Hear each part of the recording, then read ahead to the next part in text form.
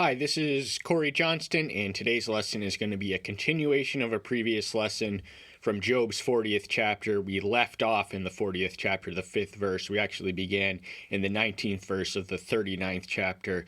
So we covered the tail end of Yahweh's first discourse, and then the 5 verses in the 40th chapter are just the intermediate period where there's a brief dialogue between Yahweh and Job. We'll get to that when we get there. And then he launches into his second discourse. Now, the nature of his first discourse, first off, he descends in the form of a whirlwind, and in the 38th chapter asks a series of rhetorical questions, not rhetorical in the sense that their answers are obvious. The answer is obviously that we don't know. So these questions just demonstrate humanity's abject ignorance, and with the implicit inference that if we cannot explain the natural order, then who are we to question the moral order of God? And he proceeds from cosmic and cosmological, the earth, the sea, the stars, and then he goes to meteorological in the 38th chapter. The 39th chapter, well, the final 2 verses of the 38th chapter, he moves on to the animal kingdom, and even though man is the dominant species, there are some animals that we cannot tame, cannot domesticate, but they are at God's command and control. And the 39th chapter is a mix of questions and observations. Verses 13 through 18 are just a series of poignant observations on the ostrich by their creator. But in the 19th verse, the lesson we most recently did, hitherto all the animals he has mentioned have been undomesticatable and undomesticated beasts, but war horses, even though we can domesticate them, who's the one who gives them their strength, speed, and swiftness? He does. Who's the one who makes them unafraid? Even though we can tame them, we did not make them the way they are. So that also just displays our abject inferiority to the Almighty. Verse 19, have you given the horse strength? Have you covered his neck with a mane? Would you make him leap like a locust? His splendid snorting is frightening. So the horses are strong and fast creatures. They are physically muscular and magnificent creatures. They are able to run fast because they are so strong. And they also have manes, even though they are mammals and their exterior to their epidermis is hair, they also have mane, which is distinct from the hair which covers most of their bodies. And that's the way that he designed them. So Job did not make them. He did not make the horse the way they are, and he did not make them leaping like locusts. Why are they so fast? Why are they able to jump so far and so with such passion and intensity? And that's because God made them. And he compares the sound of their snorting to a frightening experience. Verse 22, he laughs at fear and is not frightened, nor does he turn back from the sword. The horse has to, in some sense, know that he is walking into mortal danger when he charges full speed ahead in the day of battle, when he sees these army of spears and swords and people trying to kill each other. Yet they move on forward. They are not afraid. This is because they are designed for this purpose and domesticated. But the design, we are only able to domesticate these beasts because they were designed to be domesticated. And they were an integral feature in ancient warfare, cavalry warfare, as recently until World War I. They were a main feature and staple in any army, and the fearlessness with which they charged into the battle. If they were fearful creatures, then they would not be effective instruments of battle. He eats up the ground with the fierceness and rage. He does not stand still when the ram's horns sound. Verse 24. He's describing the trampling on the ground of this speedy, swift horse with fierceness and rage, just anger, intensity, passion, enthusiasm, and the sound of the ram's horn. This would have been something trumpets blown in military battles to signal the advance forward, but the horse would have thought that there was carnage ahead. Nevertheless, he is not repelled, but advances when the ram's horn sounds. The final creatures he describes are those of the air, birds, which again, we cannot domesticate or tame the hawk or the eagle. These are the two of the most magnificent birds, most majestic, and in fact, eagle is symbolic of divinity in the Hebrew symbolism. Does the hawk fly by your wisdom, spreading its wings towards the south? The fact and the mechanics of flight and animals that are able to fly is just a witness of the omniscience of the architect. He designed the laws of physics. Now the hawks, birds are able to fly because they have pectoral muscles, which are, so Leonardo da Vinci at one time proportioned a flying machine that was proportioned on the measurement of birds, but the problem with his machine is that our torsos, our chests, are not strong enough to pump them. But the other animal, the other bird, does the eagle mount up at your command and make its nest on high? He does. The eagles, the birds, the creeping crawlers, they are not ours to summon in command. They go their own way and do their own thing. We cannot control them. We cannot own them. We cannot domesticate them or discipline them, but they are at Yahweh's call and command. And they mount up because he deems them so. The 40th chapter, remember, is just the brief dialogue, which is the intermediary stage between Yahweh's first and second discourse. His second discourse in the 40th chapter begins with he gets more to the root of the matter, just the moral argument that Job demanded an audience for, but then he returns to an animal, the behemoth. We'll get there when we get there. But, he answers Job and says, should a reprover contend with El Shaddai? Let him who reproves Eloah answer him. He's giving him an opportunity to answer for himself. He just asked him a rapid-fire succession of rhetorical questions of which there's no easy answers to. None of us can know all of these things. Only an omniscient being can. So who are we to reprove him? He's just giving him, you prayed for this. You said you would know what to say. You would know exactly what to say. He was listening to the dialogue between Job and his counterparts the entire time. But Job answers, and as early as the 9th chapter, he confesses that he would be tongue-tied, and even if he were right, his words would condemn him in such a situation. And we witness that in verse 4. See, I am insignificant. What would I answer you? I lay my hands over my mouth. The normative reaction and response to the theophanic manifestation that is a visible or verbal appearance of divinity is just the awareness of your own sinful state and his sacredness, his greatness, and in our own comparative insignificance. We are finite, we are frail. He is everything. He is awesome. He is everything. He is perfect in all his attributes. So who are we to answer him? What could we say to him? No man can be his counselor. So Job does exactly what he asked his friends to do at an earlier point in the discourse, which was to lay his hand over his mouth to conceal the speech that came out. And he says that he's not going to, he was mistaken in speaking earlier. 6th verse lesson itself. Then Yahweh answered Job out of the whirlwind and said, same format as 38:1. The whirlwind would have been the physical phenomenon of the manifestation. This would have been familiar. Elijah the prophet was translated into heaven without undergoing the death experience through a whirlwind in 2 Kings 2, and the vision of Ezekiel on the river Chebar in Ezekiel 1 also came in the form of a whirlwind, as is the vision of Nahum described. So the whirlwind is just a tornado of sorts. There's just this awesome presence that, he is not the whirlwind, but he is in the whirlwind. Now gird up your loins like a man, I ask you, and answer me. This is verbatim or virtually identical to what we read of in 38:3. God did design males and females, and he gave them unique and complementary roles and functions. He expects men to act like men. He expects women to act like women. And one of the reasons that our gender roles are so confused and distorted is because men are failing to act like men.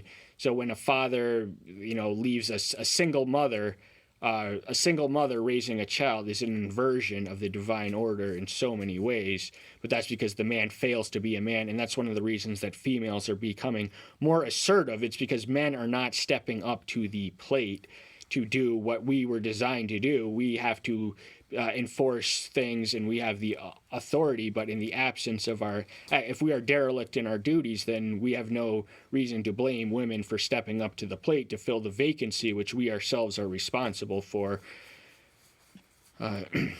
Would you put aside my judgment? Would you pronounce me wicked, and you be declared righteous? Elihu, the fourth comforter, the younger gentleman whom we heard from in chapters 32 through 37, this was the nature of his anger against Job, was that he had justified himself at the expense of Yahweh. Job knew that he was a just man, upright, and eschewed evil, and walked uprightly. So for him to have been visited on all these calamities that had been supernaturally sent for being a just man, that means that God is inherently unjust. That is the nature of his argument. So Job did not suffer because he sinned, but he sinned in his suffering, and his sin is the one of self-righteousness. It's far easier to denounce the sins of others than to see our own sin of self-righteousness. So when we are in the practice of accusing and blaming and holding everyone else but ourselves responsible for our lot in life, then we run dangerously close to that deadly and destructive sin. And the favorite charge against the skeptics and naysayers from outside the church is Christian hypocrisy. But remember, we're talking not about hypocrisy strictly speaking, but of self-righteousness here. Or do you have an arm like El? Or do you thunder with a voice like his? His arm and his voice are powerful. His voice is likened to the thunder most extensively in Psalm 29. In his arm, he does not have a literal arm, but we anthropomorphize him. He is an invisible, incorporeal being, yet we give him metaphorical properties and personifications to explain the unfamiliar in terms that are familiar. So his outstretched arm is describing as having lifted and liberated the enslaved Hebrew people to redemption by his outstretched arm. And his voice, he is speaking to him now, so he would have had no confusion or doubt or mystery as to the awesomeness of his voice, which he was being addressed with at that very moment. Once more, deck yourselves, please, with excellency and grandeur, and put on esteem and splendor. Job is not God, and God knows this, and Job knows it, but he's asking him to, just at least appear to be God. Put on the clothes, put on the externals, put on the regalia, put on yourself all these things that are mine intrinsically so. They are attributes that belong to me. Excellency and grandeur, when we use those adjectives to describe humans, these are very relative terms, but they are absolute in the sense when we describe him. In esteem and splendor, same thing. These belong to him in superabundance. They overflow in abundance out of him, and he is the source of their emanation. So any excellency, grandeur, esteem, or splendor we only have from him, the one from whom all these four things emanate. Scatter abroad the rage of your wrath, and look on everyone who is proud, and bring him low. This is God's job. He scatters the wicked. He scattered the original denizens of Babylon who tried to construct a tower to the high heavens. He scattered them across the earth and confused their languages. But he's asking Job to do the things that only he can do. Everyone who is proud, and bring them low. That is something that no human force, we cannot tame the pride of egotistical people, and the arrogance and the pride and the haughtiness and just everything else. But part of God's economy and justice is that he who exalts himself shall be humbled, and he who humbles himself shall be exalted. So the proud will be made low, but by God, and not by Job or not by any of us. We cannot deflate the egos of the prideful people who proliferate our world. Look on everyone who is proud, humble him, and tread down the wicked in their place. So everyone who is proud, pride is often a visibly manifest or verbally manifest emotion, but there is such a thing as sneaky pride. We can harbor grandiose delusions of ourselves in our own heart. But only he who can discern and has the subterranean insight into the human heart can really know and look on everyone who is proud. Now, when there is one prideful person in the room, that person is going to stick out like a sore thumb, but that is just one person. He's talking about everyone across the world, across time. Can you humble the proud? And the proud will be humbled. Those who lived pridefully will be humbled in hell. And the wicked in their place, where they belong, where they are, is to be tread down. That is something that he can do, and not we cannot do and should not do. Vengeance is his, says Yahweh. Hide them in the dust together, bind their faces in obscurity. He's asking him to do what needs to be done. You know, the fact of wickedness demands judgment, it demands retribution, and it demands justice. And the restoration of balance is, in some sense, the essence of justice. So to criticize God for the fact that evil flourishes and injustice and oppression, and bad things happen to good people and good things happen to bad people, is tantamount to reading a novel halfway through and criticizing the author for not resolving the plot. So, you know, the just retribution is not always as immediate or as thorough as we would like on this life, but all things will be balanced in perfect and thorough equilibrium in heaven in the great judgment. Then even I would confess to you that your own right hand saves you. If Job could do any or all of the above, then God would freely acknowledge his strength, you know, the strength that he is able to do all these things. He's able to scatter the proud and bring them low, and humble the proud and put the wicked in their place, and just reduce them to the obscurity, the anonymity where they belong. If your right hand can do that, then I will freely acknowledge that you are strong enough to challenge my order, my jurisdiction, my sovereignty, my justice, and my moral order. So he does very much argue from the vantage point of might makes right, and because he is omnipotent, he is also just. If God ceased to be either of these things, he would cease to be God. See now, Behemoth, which I made along with you. He eats grass like an ox.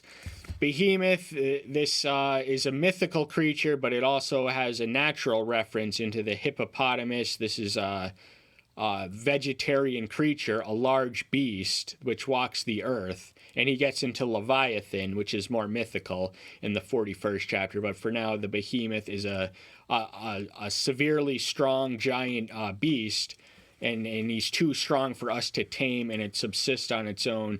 It's a vegetarian grass eater, just like the ox, strong, impressive, but you know, we cannot tame it, much as the animals of which we read, most of which we read of in the 39th chapters, not the ones we reviewed so much, but the ones that come before that.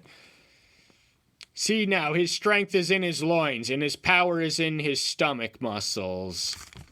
Now, the source of his strength is just in his body. His physical apparatus is where all the muscles and skeletons come from. So he is a muscular creature and a large creature because that's the way God made them. They are too strong for us, but inasmuch as the gap between the behemoth or the rhinoceros or hippopotamus's strength, the chasm which exists between our strength and their strength, the chasm which exists between their strength and God's strength is above and beyond. He is an infinitely strong being. So that just the fact that we are not the physically strong enough to withstand, confront, or tame this magnificent animal is just a reminder that we are not God.